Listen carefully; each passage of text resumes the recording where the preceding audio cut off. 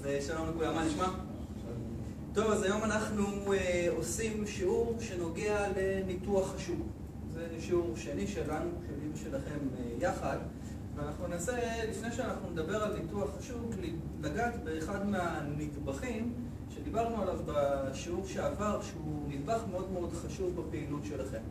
השוק כולל 4 מרכיבים מרכזיים. המרכיב הראשון זה הלקוחות. הכי קל, מתי ששואלים בן אדם, כמו שאמרנו במפגש הקודם, הכי קל זה לנסות להבין מה הלקוח רוצה, ולנסות להבין איך אנחנו נותנים לו שירות יותר טוב. זה לא הכי קל, זה מורכב, צריך להבין, כי כמו שאמרנו, יש הרבה דברים שהוא לא מספר לנו, הוא לא אומר לנו שהוא רוצה, בהרבה מאוד מקרים הוא לא מבין בכלל מה הוא רוצה, ואני צריך להסביר לו מה עומד לרשותו. הנדבך השני זה באמת המגמות השונות שאנחנו מתמודדים איתן ביום-יום. אנחנו דיברנו על מגמת ההשמנה. המגמה הזו גורמת לכל מיני הזדמנויות עסקיות. יש לנו מגמות נוספות כמו הגידול של כמות הפגים במדינת ישראל. אנחנו דיברנו על מגמות שונות שנוגעות לשירותים שאנשים צורכים. אנחנו צריכים להתייחס גם למגמות. הנדבך השלישי, זה משמעותי מאוד, זה להבין את התחרות, מי המתחרים שלנו, איך הם עובדים, מה הם עושים. אנחנו יכולים ללמוד מהם הרבה מאוד, אנחנו יכולים אולי להפוך חלק מהם לשותפים שלנו. במקרים קיצוניים, כמו שאנחנו הסברנו, המתחרה יכול להפוך להיות הלקוח שלנו. אבל הנדבך הראשון שאיתו אנחנו נפתח את השיעור הזה, מדבר דווקא על הספקים.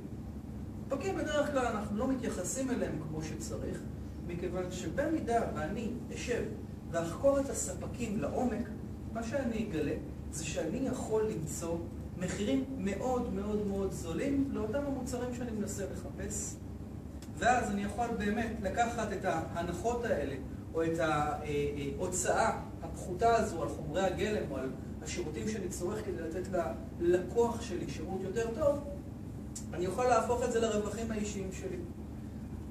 מכיוון אחר, במידה ואני מוצא ספקים יותר טובים, מאוד יכול להיות שאני אוכל לתת מוצרים יותר טובים ללקוחות שלי.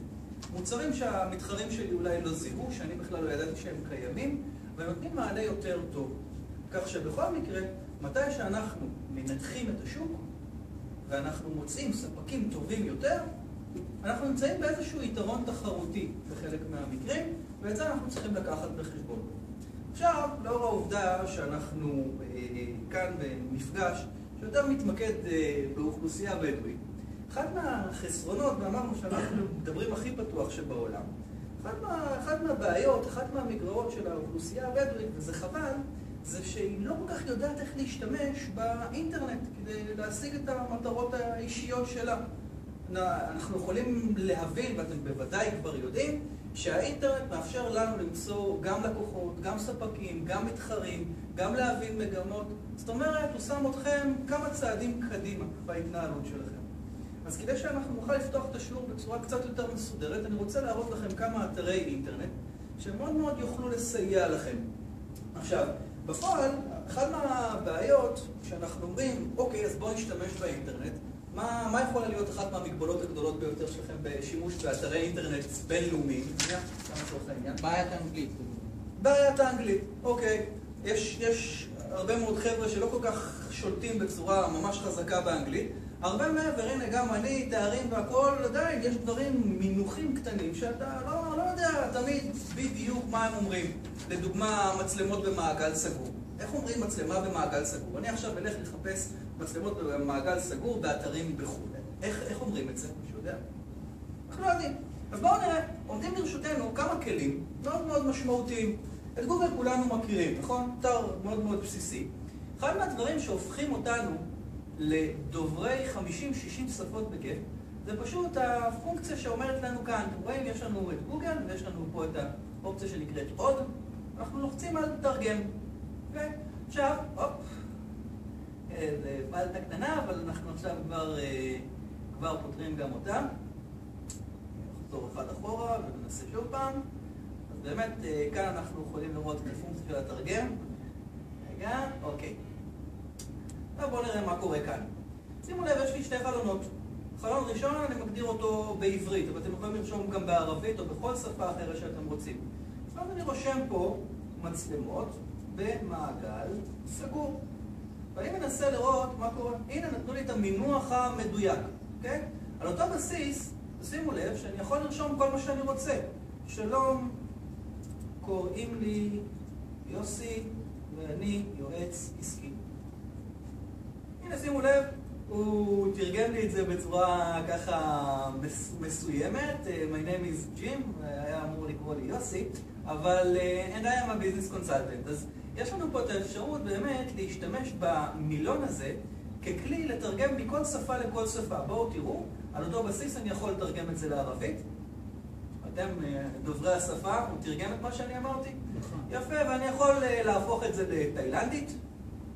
ואת זה אף אחד לא יכול באמת לדעת, אבל הוא תרגם את זה לתאילנדית. ואני יכול לתרגם את זה גם לכל שפה שאתם רואים פה. אנחנו יכולים לראות רוסית ובלרוסית ווולשית, מה שאתם רק רוצים. אתם יכולים פתאום להפוך להיות מומחים בכל שפה שאתם רק רוצים לחשוב עליה, ובאמת להשיג דרכה דברים מסוימים. זאת אומרת, אם אתם צריכים לרשום איזשהו מכתב או משהו אחר, כמובן זה לא נותן את הפתרון האולטימטיבי, אבל כן זה נותן לכם איזושהי אפשרות לתקשר דרך האתרים שאנחנו נראה עכשיו.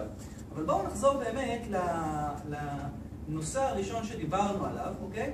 טלוויזיה במעגל סגור, אוקיי? מצלמות במעגל סגור. ומה שאנחנו נעשה עכשיו, נעתיק את המינוח הזה, ונעבור לכמה אתרים שאני רוצה להראות לכם. האתר הראשון שאני מראה לכם, אתר שנקרא eBay. האתר הזה הוא אתר מאוד מאוד מאוד ידוע, מאפשר לכם למצוא מוצרים שמוכרים אותם אנשים בכל מיני מקומות בעולם.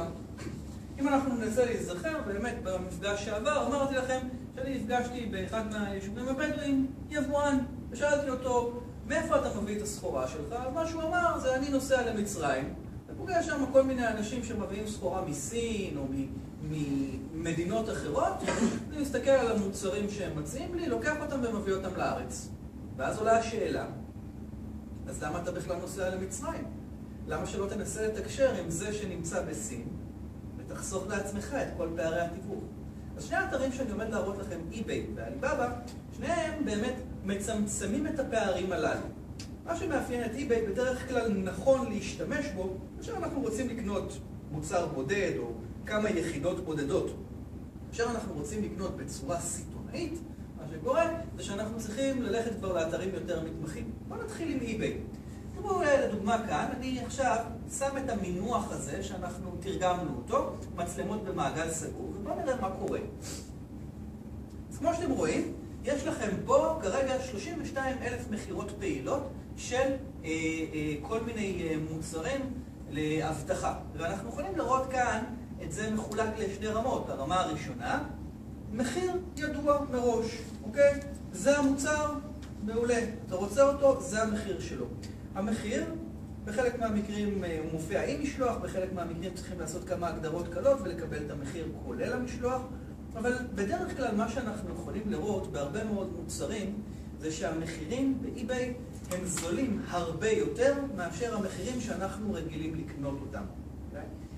עדיין מדובר על מחירה סוג של קמעונאית, אבל עדיין במחירים מאוד מאוד זולים. עכשיו, יש לנו שתי דרכים, אז אמרנו הדרך הראשונה היא דרך שבאמצעותה אני קונה לפי מחיר קבוע. אופציה שנייה זה מחירה פומבית.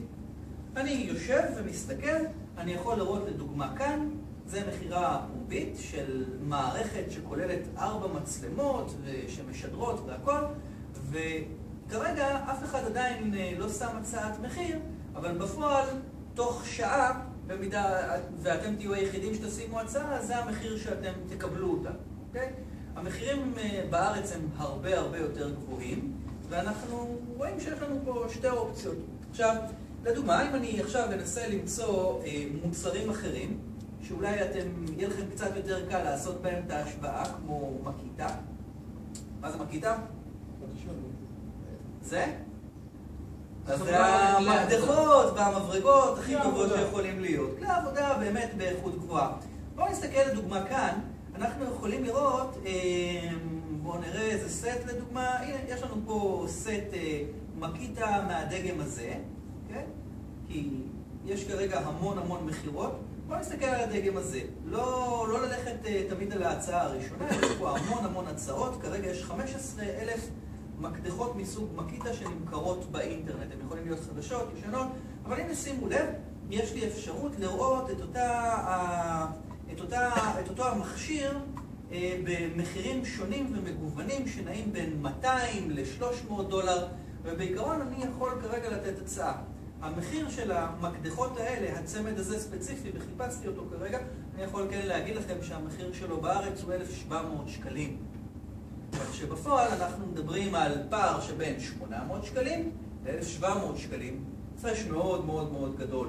עכשיו, אם אנחנו באמת נסתכל באתר הבא מה שאתם תוכלו לראות שמדובר במחירים הרבה יותר זולים. האתר הבא הוא אתר שמוכר את הדברים בצורה סיטונאית, אז אם אתם קונים 30, 40, 50 יחידות, מן הסתם זה כבר לא יעלה 800 שקל, זה יעלה הרבה פחות. זה יעלה כיוון 600, 650, אולי אפילו 550 שקל ליחידה. וזה מייצר לנו איזשהו יתרון יחסי, כי אנחנו לא צריכים לעבוד עם גורמים שנמצאים בארץ. נכון, זה הכי קל, זה הכי נוח, אבל הגורמים הללו, מה הם עושים? פשוט לוקחים עוד איזה פער תיווך קטן, שאנחנו לא בהכרח